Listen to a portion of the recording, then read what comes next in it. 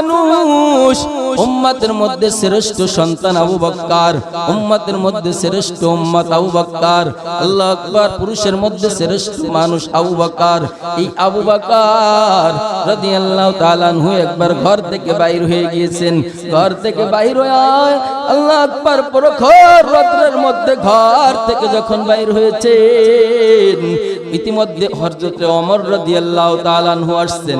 আসিয়া বলে, ভাই বকর, এই দুপুর বেলা তুমি এখানে কি করো? কি কাম তোমার এই দুপুর বেলা? হযরত আবু বকর রাদিয়াল্লাহু তাআলা আনহু বলেন, ভাই ওমর, ক্ষুধার যন্ত্রণায় আমাকে বাড়ি থাকতে দেই নাই। ও ভাই ওমর, ক্ষুধার কারণে আমি বাড়ি থাকতে পারি না।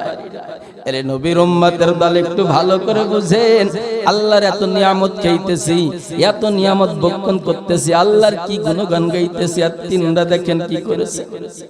হযরতে ওমর রাদিয়াল্লাহু তাআলা আনহু চোখের পানি ছেড়ে দিয়ে বলে, ভাই আবু বকর, তোমাকে যেই জিনিসে বাড়ি থেকে বাহির করেছে রে ভাই, আমি ওমরও সেই একই জরুরতের জন্য বাইর হয়েছে, আমিও ক্ষুধার জন্য বাইর হয়েছি।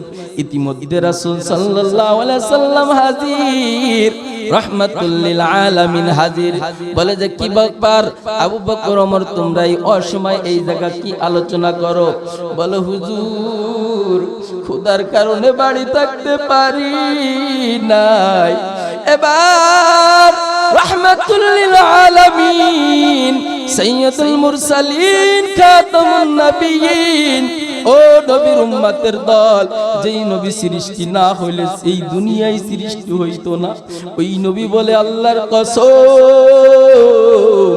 তোমরা দুইজন যেই জন্য বাড়ি থেকে এসেছো, আমি রাসূল ও সেই জন্য বাড়ি থেকে এসেছি। সুবহানাল্লাহ।